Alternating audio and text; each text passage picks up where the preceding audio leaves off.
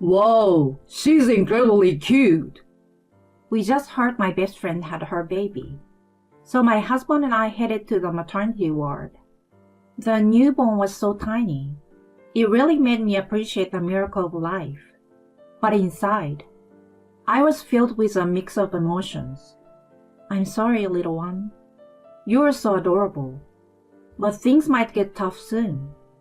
Back in my friend's room, my husband couldn't stop smiling and said, Seriously, wasn't that baby just the cutest? My friend beamed a thankful smile at his words. Then, he turned to me, still smiling. Right, Sandra? Babies are just adorable. Yeah, they are. Especially when they look just like you. What? Suddenly, my husband and a friend looked stunned. That's when I decided to drop the bombshell. I'm Sandra, 29 years old. I studied economics in college, and now I'm working at my parents' company. We have been running the company since my grandpa's time, and my dad's the current CEO. The plan is for my husband Frank to take over someday. I met Frank about 4 years ago. He was a client of our company, but we rarely crossed paths. Then, through a work project, we clicked. Being the same age, it was easy to talk and share ideas. As a CEO's daughter, people often kept me at arm's length, so his normal treatment of me was a breath of fresh air. Sandra, for a CEO's daughter, you don't act all high and mighty. He told me that before we got together. Most would take that as a backhanded compliment, but I was just glad to be seen as an equal, a regular employee. That's a first for me, but thanks. Thanks? Aren't you supposed to get mad at a comment like that? I've always wanted to be seen as just another employee, not the CEO's daughter, so... Well then, I guess I'm doing something right. Yes, you are. After that, things with him progressed quickly. We naturally started dating, and on our second anniversary, he proposed. I never thought I'd get married so fast. I was surprised, but ecstatic. I immediately told my best friend Lisa. Lisa, this is crazy. What do I do? I just got proposed to. Seriously? That's amazing. I still can't believe it. Am I really good enough? Stop it. He proposed because he loves you. Duh. Lisa and I go way back to middle school. She never treated me differently, even knowing my parents were CEOs. She's always been straightforward with me, not weird or overly friendly because of my family's status. I told her first about dating Frank. We've all hung out a few times since, and she's always liked him.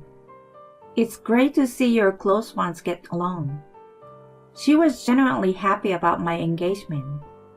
It's been 2 years since our wedding. We don't have kids yet, mainly because we are not intimate much. Frank's company seems really busy, and he often works late. My job is more laid back, so I'm usually home by dinner time. After I get back, it was basically my job to prepare dinner. I was making dinner one night when Frank called. He sounded sorry as he said, Sorry, Sandra. I'll be late again. I don't need dinner tonight. But I've already started cooking. I'm really sorry, but you know how it is. I can't leave the office. Why not just eat when you get home? No, I will grab something with the team. Gotta treat them as their boss. And I need to work hard now to be ready to take over your dad's company. I get that, but... Anyway, that's the deal. Don't wait up for me. He hung up before I could say anything else. With the dial tone ringing, my frustration mounted. What's with that attitude? He could have told me earlier about dinner. And why did his overtime suddenly spike after we got married? He used to come home early when we were dating and newly married. But this past year, he's been coming home way later, and we hardly see each other on weekdays. I want kids soon, but that's not even a thought for him right now. On weekends, he just sleeps or goes out by himself. We barely have any couple time, and my unhappiness just keeps piling up. Then one day, Lisa reached out, and we planned to catch up. Waiting at our usual cafe, she showed up a little late. Sorry I'm late. Things were chaotic at home. No worries. I've been dying to talk to you. What's up? Something good? The opposite. Frank and I just ain't clicking lately. Really? It's not like you to talk that way about him. I had never bad-mouthed him before, but now I just can't help but vent about his attitude. It's sad that even meeting up with my best friend is overshadowed by this. So I quickly shifted the focus to her. How have you been? You called me out of the blue, so I thought maybe something was up. Actually, yeah, there's something I've been wanting to tell you. What is it? Don't tell me you got a boyfriend? Well, actually, I'm pregnant. What? My mind was racing. Her news had completely thrown me for a loop. What do you mean? You don't even have a boyfriend, and now you're pregnant? But looking closer, I could see her belly was indeed showing. Seeming to guess my thoughts, she quickly smiled and started explaining. Sorry for the shock. I'm 30 weeks along now. What? You're in your third trimester already? Who's the father? About the father. Well, we're not planning to get married. What do you mean? You know who the father is, right? Yeah, but it's complicated.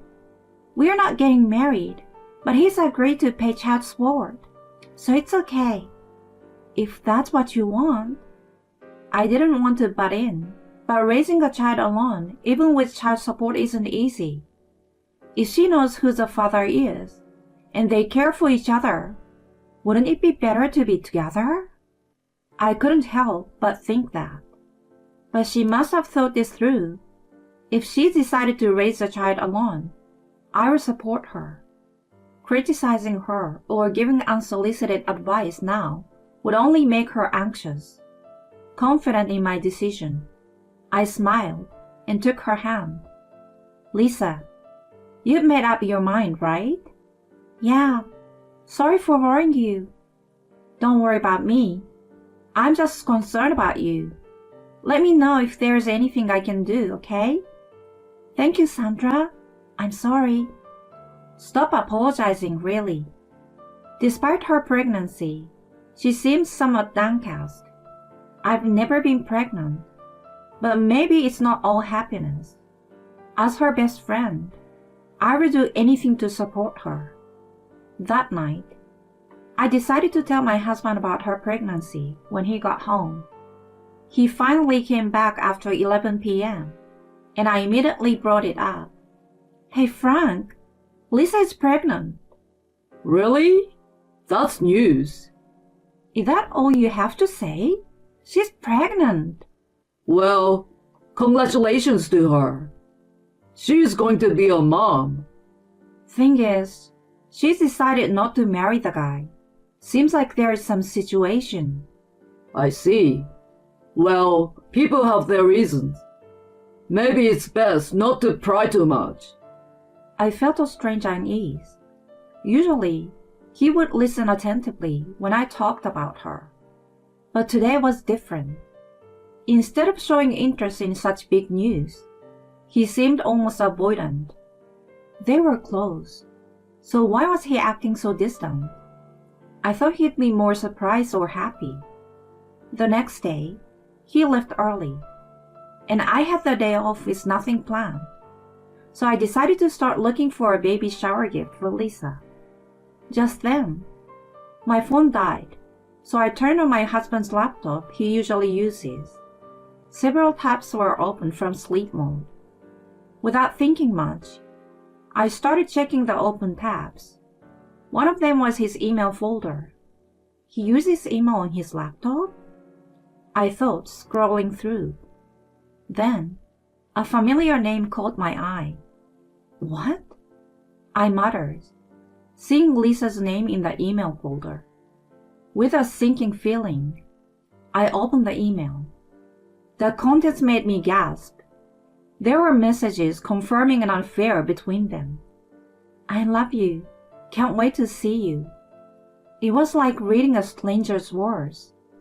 Probably from around when she realized she was pregnant, about 6 months ago. There were many emails from that time. One line in particular made my eyes widen. I'm pregnant. It's yours. His reply to her was kind. He was happy about the pregnancy, but said he couldn't divorce me, promising to provide financially for the child once he became CEO. He even expressed a desire to continue their relationship. Seeing their exchange, I was filled with rage. I had been deceived by my husband and best friend. My trust in them, built up over years, crumbled in an instant. Unforgivable. How could they have an affair behind my back? How did they think I felt hearing about her pregnancy? I knew she was in a tough situation, but I was genuinely happy for her. Despite wanting children myself and our drifting apart, I was happy for my friend. But I had been betrayed all along. From that day, I decided to gather evidence of their affair. I saved the email exchanges and even hired a detective to investigate my husband. It turned out he visited her apartment almost daily. On weekends, they would go to a mall in the next county to buy baby stuff. Photos from the detective showed them happily choosing baby clothes. Though I was seething with anger, I couldn't stop crying. That should have been me with him. But it's too late for regrets now. I've already decided to get my revenge. After gathering enough evidence, I was ready to confront them. But then, I received a message that Lisa had gone into labor. I decided to wait until after the birth to address the affair. The next day, she messaged me that she had safely delivered. My husband suggested we visit her, so I went with him to the maternity ward, evidence in hand. Confronting them about the affair right after childbirth might seem cruel, but I couldn't back down now. We were led to Lisa's room, and then to the newborn nursery. She pointed out her baby among several others. That's my baby girl. She's a bit on the small side. Oh, she's really cute. You did great, Lisa. It was incredibly painful, but once she was born, I forgot all about it. Being a mother is amazing. My heart, however, was filled with loathing. I'm sorry, little one. You are so adorable, but things might get tough soon. Back in Lisa's room, my husband couldn't stop smiling. Man, that baby really was adorable. She smiled happily and thanked him. He then turned to me with a smile. Right, Sandra? What? Babies are cute, aren't they? Yeah, they are. Especially when they look just like you.